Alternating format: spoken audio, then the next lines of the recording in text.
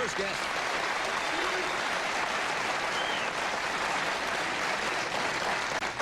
My first guest, we humbly refer to as, and proudly, as Mr. Baseball. And after hanging up his baseball glove, which was mostly unused, Bob Uecker did many things. He's now the announcer for the Milwaukee Braves, and you're going to be seeing more of Bob on TV starting March 4th. He'll be the co-star. What did I say? Brewers. For the Milwaukee Brewers. What did I say? The Braves, the Brewers, of course. He'll be the co-star of a new series called Mr. Belvedere. Would you welcome Mr. Baseball, Bob Uecker?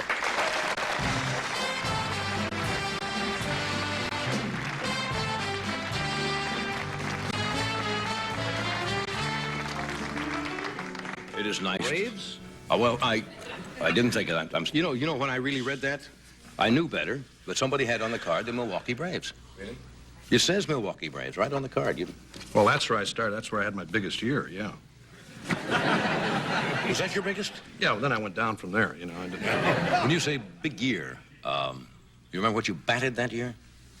I don't want to go into that, John. Okay, all right. People think I'm bragging all the time, I know. you know? Did you ever see any baseball cards? I guess kids still exchange baseball cards. You ever see one with your... Yeah, as a matter of fact, one of your people backstage had one tonight. Are you putting me on? No, really. They have one back there tonight. It's a blank, but you can see an outline of it. It's just a... Temper stenciled it in, it's a stencil type thing, but you just barely see it. Well, I don't want to start this interview off on a down note tonight.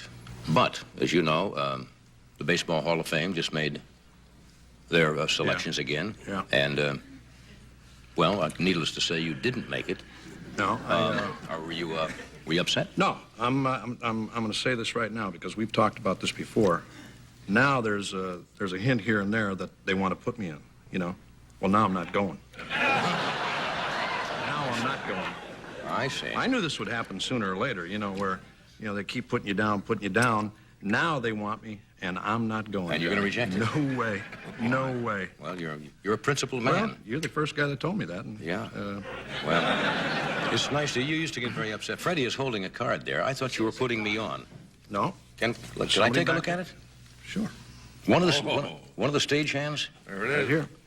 I'll be doggone. Peggy had it back there. Bob Uecker, Milwaukee Braves. Yep. Turn it over and see some of the big years I had.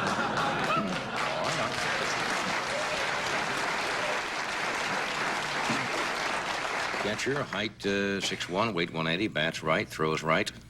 Born your birth date, I won't give that. It doesn't bother me, Johnny. Well, 1935? Yep. Mm-hmm. Mm-hmm. Bob, who can smack a long ball. It's unbelievable. Wait a minute, is this... Someone like 200 feet. They're unbelievable. And that was before the lively ball. Well, that was when they had the dead ball. You had to see it to believe it. I mean, I can tell you, but you had to see it to believe it. No, here's a batting average here of 147. Well, I was screwing around. I didn't, you know. I didn't really go for it that year. I'm trying to see what your best year is. Your best year was, do you know what it was? I think around 250. No, by golly, you had when you were with Boise. Was that a farm team? Well, I was in the service out there. I think I hit 312 out there. You sure did? Yeah. My golly. I was 3 for 9. Oh, my golly. That's probably kind of valuable, isn't it? They're up to, that's worth about $1.50. $1.50? They're really going up. Okay, we're going to come back and we'll talk some more to Mr. Baseball. Stay where you are, friends. We shall return.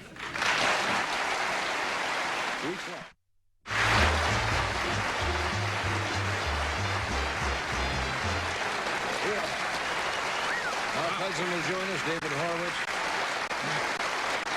Let's get off of baseball just for a second. Yeah. You're big in the world of commercials now. I see you all over the place. That must be interesting work. Well, the beer commercials, you were talking about that truck that turned over this morning. It wasn't ours. It was one of ours. Yeah.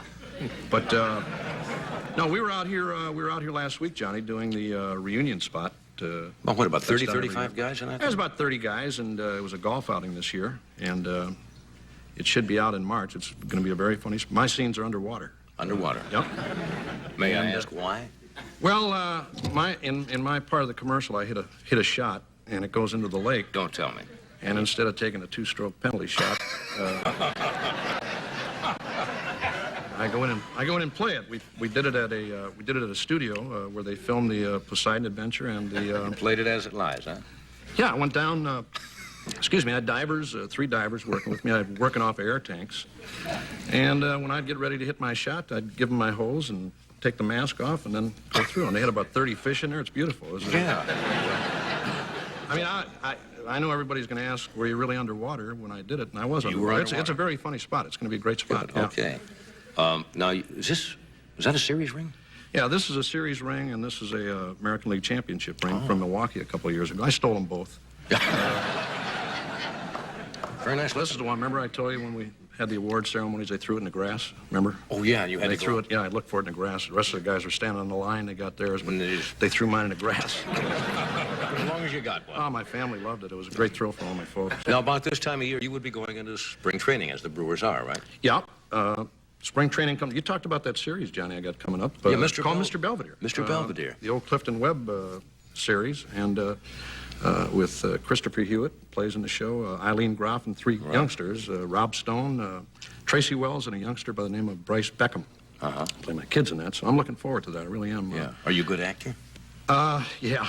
It's amazing. I suppose what you can do well in one area, from baseball, move right into acting. Well, you've been saying that all the time, and it's true. I never wanted to say it, but it's true. It's amazing. I think you got a shot at it. But no, we go to spring training, Johnny, another week. If you had to go to spring training right now, how long would it take you to get in shape? I would know be all of this year, but I mean, when basically. I was playing? Yeah. Right now, no, I tell you what, right now I would be to the point because you don't want to peak, you know, like too early in spring training. Of course. So, like when I would go, like right now, another week to go, I would be at a point where maybe I could run maybe a block without stopping. And maybe I could do, you know, easy, real bam, bam, bam, bam, maybe 4 sit-ups. Consecutive. Yeah, bang, right in a row, not stopping. I understand. And then, like, at the end of spring training, like the final day, when we're ready to break camp, Right. like I could run, like, say if I was on base. Right. And the guy behind me hit a home run.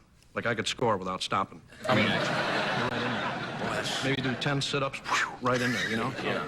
But, you know, a lot of guys peak too early. I never used That's to right. do that. You know? It's good to know your limits. Same thing with announcing now, you know. No, how about that? You don't have to, don't you? Strike 3! I work on that once in a while. I'll do that. You practice at it? Oh, yeah, I walked down the street once. He got him! You know, people...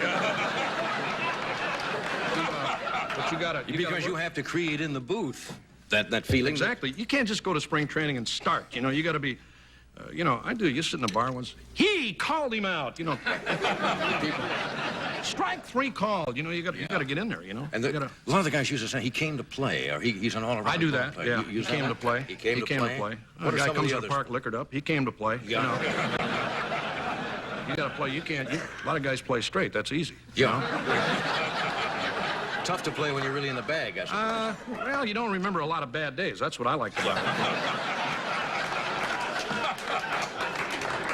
But no, there are, you know, announcers do, there are certain announcers, you know, they have favorite things. There was a guy in Chicago, Johnny, I used to love this guy. His name was Bob Elson. He used to do the White Sox games, you know.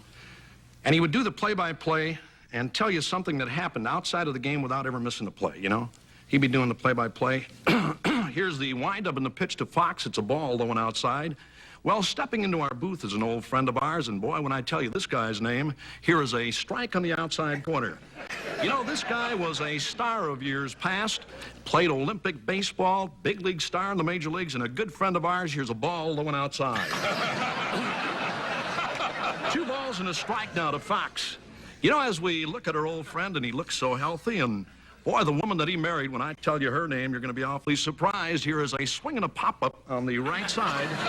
Should be an easy play, and it is, and the inning is over. And we say goodbye to our old friend, and thanks for stopping in.